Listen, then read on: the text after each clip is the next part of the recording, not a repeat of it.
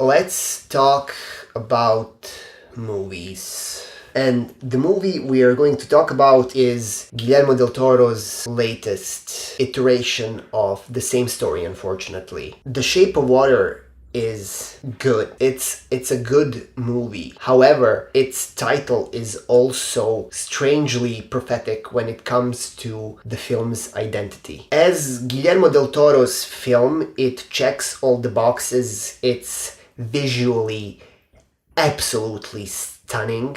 Dan Laustin is a masterful cinematographer, and he does the one thing I love the most, and that's a lot of contrasts. The black is black, the white is white, but the color palette is also very vibrant. As far as the color palette goes, it really reminded me of Jeanette's films like Amélie Poulain and The Long Engagement. And you will be forgiven for mistaking the streets and hallways and apartments of Baltimore for a European city, because the sensibility of the film really harkens to early 2000s European cinema. It was written by Guillermo del Toro and Vanessa Taylor. It was directed by Guillermo del Toro. It was produced by Guillermo del Toro. So we have an example of a film author who commands every creative aspect behind the film, and it's really recognizably Guillermo del Toro's film. And here's a miracle that you have to take into consideration. The budget for this movie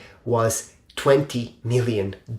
Considering how it looks, this budget is chunk change compared to big Marvel's blockbusters. This doesn't even got close to that. And yet it looks so rich, so competent. Of course, as with all Guillermo del Toro's films, he manages to draw amazing performances out of his actors. Sally Hawkins as Eliza is lightning in a bottle because she has an incredibly arduous task on her hands. She plays a mute character, so everything she expresses, she has to convey through sign language, through mimicry, and through movement, and through eye contact. There's a cast of characters there who are her friends. Richard Jenkins plays Giles, who is this gay artist. Octavia Spencer plays Zelda, who is this working class woman with a sassy attitude but a golden heart. And Michael Stuhlbarg, I am so sorry if I'm pronouncing it wrong, plays a scientist. He's one of those characters you are not really sure of where he is standing. Like, is he on the side of the good guys or the bad guys? And it's easy to think in terms of good and evil within the universe of Guillermo del Toro's films, because he really likes to ponder on the fairy tale quality of the conflict between good and evil, even when extremely grounded and, let's say, terrifying and grimy things and violent things happen in his films. So it comes as no surprise that two people steal the show in this movie, and those two actors who play these two characters are playing polar opposites of each other. One is good and the other is bad, and the way they begin is much in the same way that Gaston and the Beast start off their stories in The Beauty and the Beast. Michael Shannon plays Colonel Strickland, who is extremely rigorous, basically has everything, and he still manages not to be content with it. He has family, he has children, he has a house with a white picket fence and good-looking car. He has authority, he is a powerful individual in the army, yet somehow he manages to feel unfulfilled.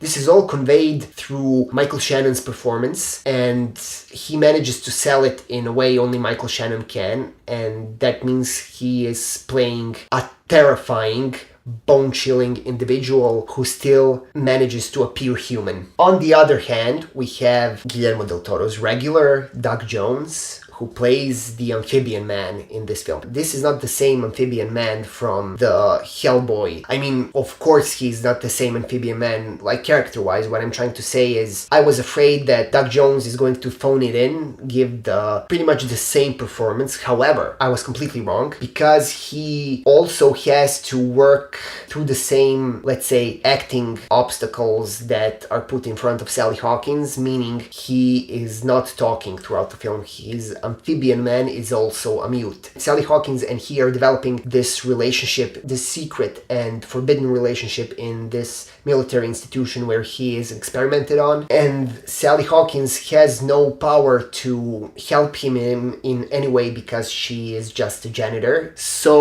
what we have here is a very expectedly violent but somewhat sweet retelling of The Beauty and the Beast in a typical Guillermo del Toro way. There is a lyrical quality to camera movement and to dreamy, serene music by Alexandre Desplat, and this dreamy quality is also meant to be a sort of a love letter to cinema, because The Shape of Water really goes out of its way to reference the golden age of cinema. Sally Hawkins and Richard Jenkins are living in two apartments above the cinema, and the entire story manages to absolutely ooze this love from the screen and into the audience, and you can feel it and you can empathize with it, which is good, because I have one very big gripe with The Shape of Water. And this gripe is that Guillermo del Toro made one of my favorite movies of all time, Pan's Labyrinth, and after that movie I've never seen him reach the same level of quality and pathos. Every time he made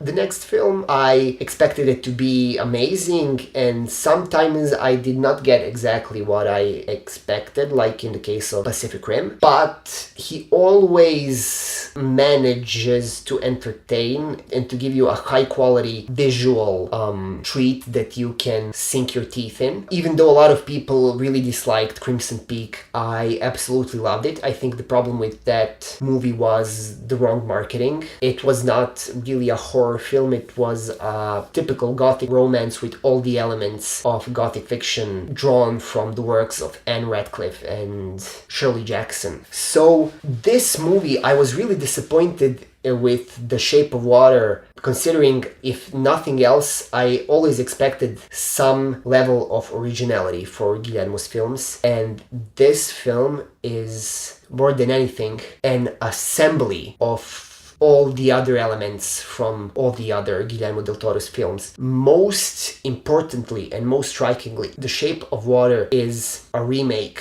of The Pan's Labyrinth. We have this wide-eyed, innocent protagonist who comes face to face with this supernatural being, and this supernatural being begins to tempt her, and she begins to wake up and rebel against the authority that surrounds her and oppresses her. And this authority is represented in a psychotic character who also works for the military, just like Vidal from Pan's Labyrinth. And considering the similarities, you kinda have a general idea of where the movie will go, so it's predictable and it ends in a way that is really, really unsatisfactory. In spite of the lack of originality and in spite of me feeling as if Guillermo del Toro's recycling his previous material, I cannot say I did not enjoy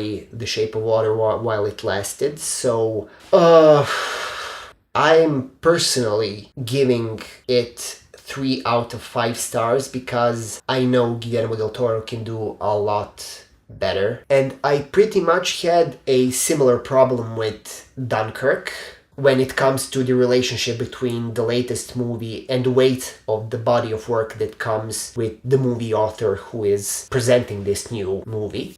It was the same thing, the same feeling. I'm looking at a very recognizable style that I'm very comfortable with. However, what I'm seeing is not in any way new or exciting.